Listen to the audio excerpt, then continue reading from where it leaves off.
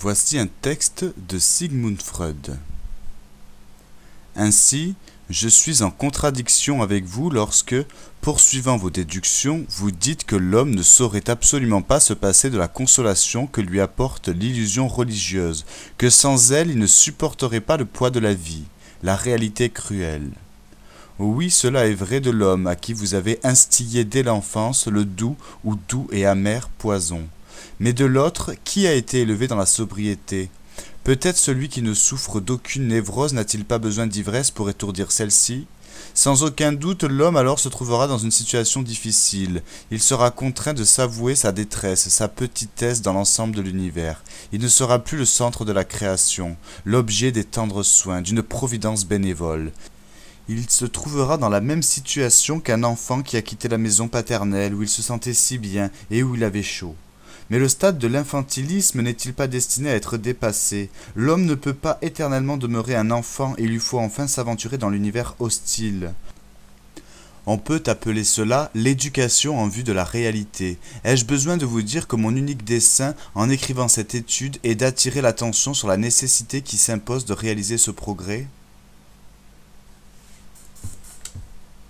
Conseil de méthode pour le commentaire philosophique.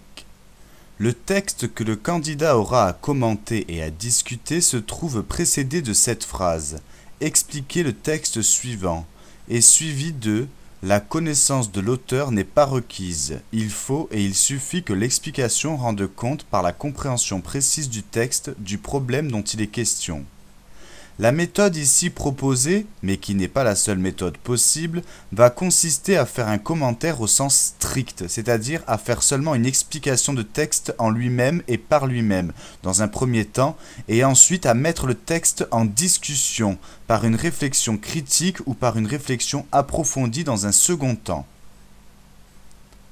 Avant de commencer tout travail d'écriture au brouillon, il serait de bon conseil de procéder à un travail de défrichage du texte.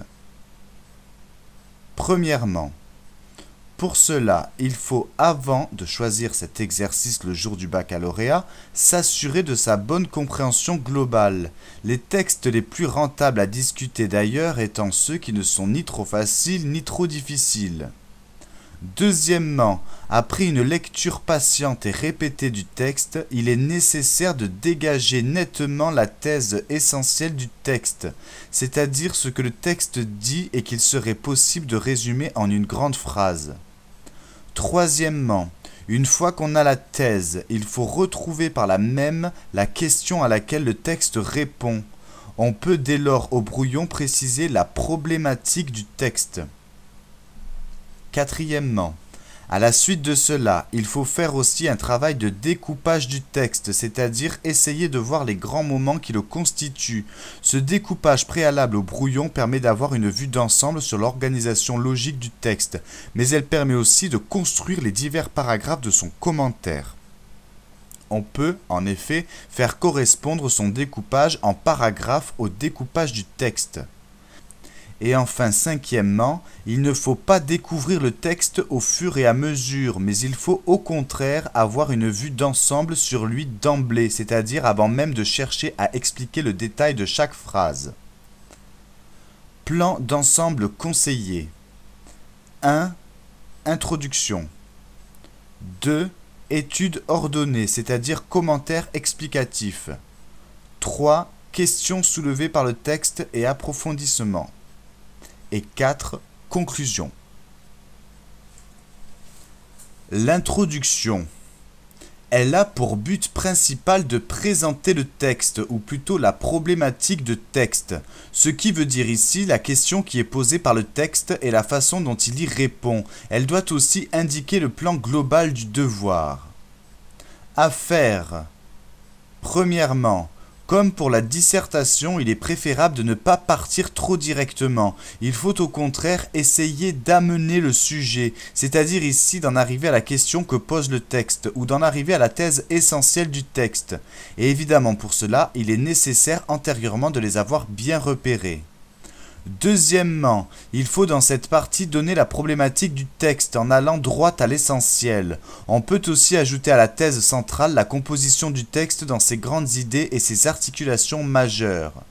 Troisièmement, il faut enfin indiquer le plan du développement. Par exemple, on peut rédiger ainsi: il convient alors, avant d'approfondir certaines questions soulevées par le texte de X, de s'interroger sur le sens et la portée de son argumentation. À ne pas faire. Premièrement, exposer la vie de l'auteur comme prétexte.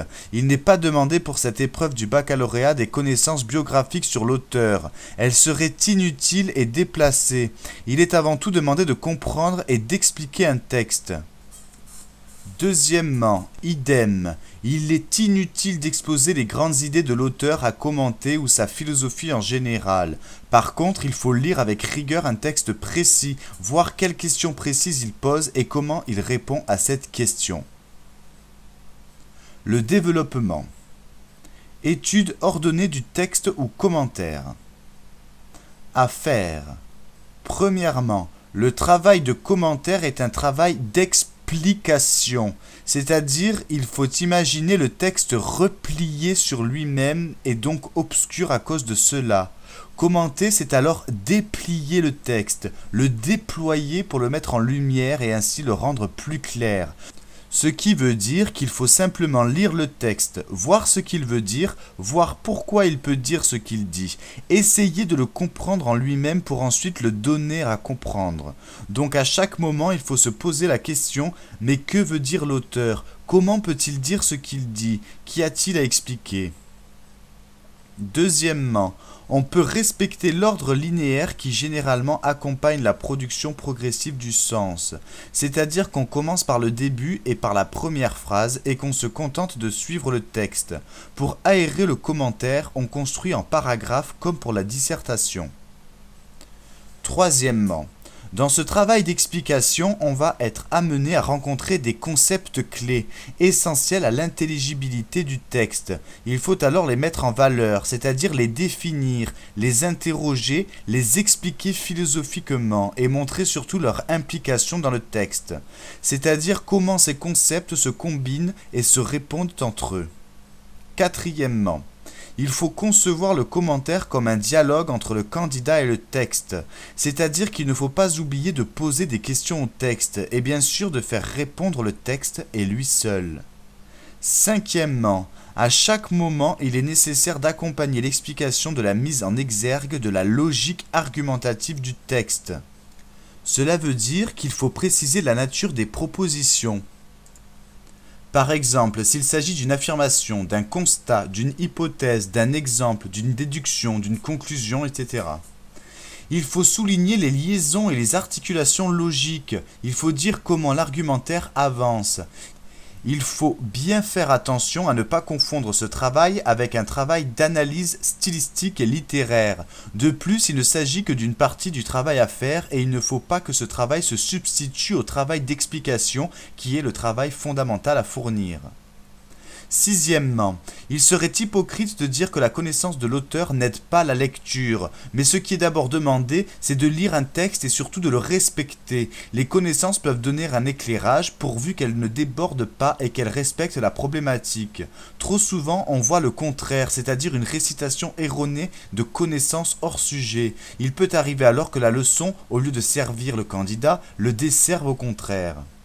Septièmement, souvent le texte proposé est construit autour d'une opposition implicite ou explicite entre deux thèses philosophiques. Il importe alors de bien préciser et d'étayer chacune des positions. Huitièmement, il est toujours possible pour illustrer son explication de donner un exemple. Ce n'est pas parce qu'il ne faut pas multiplier les exemples que pour autant on ne doit en donner aucun. Trop de copies oublient de donner des exemples. À ne pas faire. Premièrement, le défaut le plus pénalisant est le contresens de lecture. En somme, cet exercice de commentaire est fait aussi pour juger de la compréhension d'un texte et des capacités d'explication. Deuxièmement, autre variété de contresens, forcer l'interprétation. Faire dire à l'auteur ce qu'il ne dit pas vraiment, avoir une idée a priori de l'auteur et la plaquer à tout prix sur le texte. Troisièmement, à cela, il faut ajouter le risque de la paraphrase qui est lui aussi pénalisant. La paraphrase est la répétition plate, sans esprit et qui n'apporte rien. Le texte alors est repris laborieusement. On voit même des candidats qui en répétant trouvent le moyen d'ajouter seulement des maladresses et des lourdeurs au lieu d'apporter des éclaircissements et des approfondissements. Quatrièmement, il ne faut pas dans cette partie consacrée aux seuls commentaires juger le texte et donner une interprétation personnelle ou une évaluation subjective, voire même critique. Cinquièmement, le commentaire est un exercice intellectuel rationnel. En conséquence, on ne livre pas ses impressions sur le texte, pas plus que ses sentiments. Il s'agit d'un exercice de philosophie qui est analytique et argumentatif, mais pas esthétique. Sixièmement, il ne faut pas confondre commentaire philosophique et littéraire. On explique des idées mais on n'analyse pas des effets stylistiques. Et cela d'autant plus d'ailleurs que de nombreux textes de philosophie seront donnés en traduction. Septièmement, il ne faut pas rédiger sans citer le texte lui-même. Les phrases du texte doivent apparaître entre guillemets et être prises dans la discursivité commentatrice. Il faut concevoir le commentaire comme un va-et-vient réflexif, explicatif entre le texte et la pensée. Il faut citer la moitié du texte dans notre commentaire. Mise en discussion du texte. À faire. Premièrement, il faut d'abord séparer nettement et construire une transition graphiquement isolée comme pour la dissertation, avec les mêmes règles que pour une transition de dissertation. Deuxièmement, d'emblée, il faut concevoir la seconde partie comme une continuation du texte et dont la longueur peut être équivalente à celle de la précédente partie, c'est-à-dire du commentaire. Troisièmement, au début de sa discussion, il vaut mieux indiquer nettement quel problème va être posé à partir du texte. On peut reprendre la question déjà donnée au début, lorsqu'on a dégagé la problématique dans l'introduction, mais on peut aussi poser une question annexe. Quatrièmement, cette seconde partie doit être structurée et garder un fil conducteur. Il faut construire en paragraphes progressifs, faire progresser ces paragraphes avec clarté et rigueur, et à la fin, aboutir à une thèse nettement dégagée. Cinquièmement, la planification peut prendre plusieurs formes. Soit en continuant les idées de l'auteur, il faut alors les approfondir, les argumenter par des idées nouvelles. On peut à chaque nouveau paragraphe poser une nouvelle question qui permette d'aller plus loin. Il y a toutefois un inconvénient à cette possibilité, c'est qu'il ne faut pas répéter purement et simplement les idées données dans le texte, sinon cette seconde partie ne sert pas à grand chose. Soit en donnant des idées contraires à celles de l'auteur. Il faut alors argumenter de manière théorique avec des idées générales et des analyses conceptuelles, comme pour une dissertation. On peut démontrer les insuffisances de la position de l'auteur du texte, insister sur ses limites ou le danger de ses implications. La connaissance d'auteur peut nourrir cette mise en discussion. Soit en construisant dialectiquement. Cela veut dire qu'on va mettre en discussion à parts égales la thèse de l'auteur avec une thèse adverse. On construit en thèse-antithèse. Dans tous les cas de figure, il importe, comme pour la dissertation, d'en arriver à la fin à une position bien argumentée et clairement dégagée. C'est cette même position qu'on reprendra en conclusion. À ne pas faire. Premièrement, dans toute cette partie, il faut éviter de tomber dans une discussion de type oral. Il ne faut pas non plus se permettre des jugements péremptoires ou familiers sur les auteurs. Deuxièmement, même si on défend une position personnalisée, il ne faut pas écrire « je pense que », mais il est possible de penser que, et à la suite de cela donner sa position personnelle. La conclusion. Elle est simplement constituée par le rappel du problème que posait le texte, de la réponse qu'apportait l'auteur et de la façon qu'on a eu de la recevoir dans la seconde partie. Les règles de la dissertation sont recevables également pour le commentaire. Cela veut dire qu'on peut terminer par une citation bien choisie ou par une question. Voici maintenant d'autres conseils pour l'explication de texte. Pour rédiger une introduction, quelques conseils. Ne pas confondre l'explication de texte avec la dissertation. Vous devez clairement indiquer que vous commentez le texte d'un auteur. Il ne faut pas partir dans des considérations générales autour du thème traité par le texte. L'explication est un exercice de lecture précise et de décortiquage d'une argumentation philosophique. Le sujet porte toujours la mention « La connaissance de la doctrine de l'auteur n'est pas requise ». Il suffit que l'explication rende compte par la compréhension précise du texte du problème dont il est question. Il ne faut donc pas non plus tomber dans le déballage de tout ce que vous savez autour de l'auteur du texte. Il faut rester concentré sur l'analyse du problème spécifique du texte. Les connaissances supplémentaires sont bienvenues à condition qu'elles aident à la compréhension de ce problème spécifique. L'introduction de l'explication de texte fait apparaître explicitement que vous analysez le texte d'un auteur. Elle identifie la thèse du texte et si possible la cite entre guillemets. Elle montre en quoi cette thèse est paradoxale, c'est-à-dire en contradiction avec certaines idées reçues. Elle indique l'argument principal utilisé par l'auteur pour justifier son paradoxe. Elle décompose la structure argumentative du texte, c'est-à-dire le plan. L'introduction de l'explication de texte vise à mettre en valeur l'intérêt du texte commenté. Ce qui fait l'intérêt d'un texte philosophique, c'est l'originalité de sa thèse, ce qui fait qu'elle sort de l'ordinaire pour attirer notre attention sur une idée inattendue, parfois bizarre, parfois même choquante. On n'écrit pas pour dire la même chose que tout le monde, on écrit pour aller à l'encontre de certaines idées reçues. C'est pourquoi tout texte est paradoxal. La thèse du texte, c'est ce que le texte pose. Ne pas confondre le thème du texte, c'est-à-dire la notion générale dont parle le texte, la vérité, la liberté, etc., et la thèse, beaucoup plus précise, c'est-à-dire ce que dit le texte au sujet de ce thème. Quel est ce préjugé et pourquoi l'auteur le dénonce-t-il? Quel problème y voit-il? Voilà ce qu'il faut exposer dès le début de votre explication pour permettre tout simplement à votre lecteur de savoir de quoi l'on parle et quel est le problème philosophique traité. Il vous faut lire et relire le texte. Un texte de philosophie n'est pas un texte comme les autres. Il est particulièrement dense, chaque mot compte. Il est normal de ne pas le comprendre tout de suite. Il faut le lire avec attention avant de se lancer pour être sûr d'avoir bien compris. Si vous n'êtes pas sûr d'avoir bien compris, mieux vaut peut-être prendre un autre sujet. Pour être sûr d'avoir bien compris, il faut que vous puissiez dire à quel préjugé s'oppose le texte. Il faut donc trouver la problématique du texte, c'est-à-dire trouver quel problème philosophique affronte le texte. Un problème philosophique réside toujours dans la confrontation entre des définitions contradictoires d'un même concept. L'auteur cherche toujours à proposer une nouvelle définition d'un concept pour en remplacer une qu'il juge simpliste ou incomplète. Votre travail d'explication consiste à montrer quels sont ses arguments. Il faut chercher dès le début quel est le découpage du texte. Le plus souvent, vous pourrez découper le texte en 2 ou 3 moments. Le texte ne dit pas tout d'un seul coup, il progresse.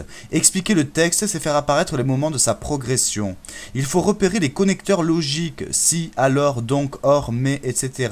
Mais attention, il peut y avoir des articulations fortes sans connecteur. Le texte est toujours une démonstration, de manière plus ou moins visible. Il faut expliquer le texte, c'est-à-dire mettre au jour ce qui est démontré, comment c'est démontré, et pourquoi c'est démontré. Il faut rester sensible à la spécificité du texte, ne pas chercher à plaquer sur lui une structure toute faite, mais rechercher sa structure propre. Il faut se demander dans quel sens va la démonstration. Est-ce qu'elle part de la thèse pour aller vers les arguments, ou bien est-ce qu'elle part d'une idée commune naïve pour aller vers la thèse? Il ne faut pas oublier que la structure du texte est ce qui met en relief sa thèse. Comprendre la structure du texte, c'est donc comprendre sa thèse. Pensez au syllogisme, c'est-à-dire raisonnement du type si A, alors B, or A, donc B. Pensez au raisonnement par l'absurde. Si on suppose que A est faux, on arrive à des conséquences absurdes, donc A est vrai. Il faut considérer que le texte est piégé, chaque mot compte, rien n'est gratuit. Méfiez-vous du double écueil. Expliquer le texte, ce n'est pas répéter le texte, mais ce n'est pas non plus parler d'autre chose. Vous devez éviter à la fois la paraphrase et le hors-sujet. Pour cela, il faut rendre explicite ce qui est implicite dans le texte. Cherchez à définir les concepts philosophiques dont traite le texte. Quelle définition en donne le texte? Quelles autres définitions seraient possibles? Cherchez les problèmes. En quoi ces différentes définitions sont-elles en contradiction les unes avec les autres? L'auteur met-il en valeur ces contradictions ou pas? Si l'auteur énonce une thèse, cherchez comment l'illustrer concrètement par un exemple, en particulier un exemple d'actualité. L'intérêt du texte, c'est qu'il nous parle d'aujourd'hui. Gardez votre bon sens. L'essentiel, c'est votre compréhension du texte. N'essayez pas de plaquer mécaniquement une méthode qui va vous faire dire des bêtises. Expliquer, c'est définir. Expliquer le sens des concepts en jeu. Expliquer, c'est problématiser, montrer les contradictions entre des définitions concurrentes. Expliquer, c'est justifier, rentrer dans les arguments de l'auteur pour les faire admettre par le lecteur. Expliquer, c'est illustrer, montrer sur des exemples concrets et actuels l'intérêt de ce que dit l'auteur. Discuter le texte est une manière de montrer que vous en avez bien compris les enjeux et que vous êtes capable de voir ses limites. La discussion est donc le prolongement naturel de l'explication. La discussion peut faire l'objet d'une partie à part. Il est aussi possible de l'intégrer directement dans l'explication, notamment lorsqu'elle porte sur des points particuliers plutôt que sur la thèse générale du texte. Il est possible aussi de l'intégrer à la conclusion. Elle est alors un élément d'ouverture de l'explication. Restez humble face au texte. Gardez bien en mémoire que ce n'est pas l'auteur que vous discutez, mais un tout petit extrait de son œuvre. Rien n'est plus désastreux après une explication de qualité moyenne qu'une critique qui se veut féroce et qui ne fait que renforcer le sentiment que vous n'avez pas bien compris le texte. La discussion permet de prendre ses distances par rapport au texte, pour aller plus loin qu'une simple justification. La discussion peut être traitée dans une partie à part, ou intégrée à l'analyse ou intégrée à la conclusion. Attention à ne pas revenir en arrière et à répéter une opinion commune naïve en croyant dépasser le texte. Dans la conclusion, il faut faire apparaître le mouvement de pensée qui va des préjugés communs, la doxa, à la thèse du texte, dans ce cas-là de novateur, puis à votre propre réflexion qui reproblématise la thèse du texte. Revenons à la méthode que nous avons proposée pour le commentaire philosophique. La méthode que nous avons proposée n'est pas la seule méthode possible.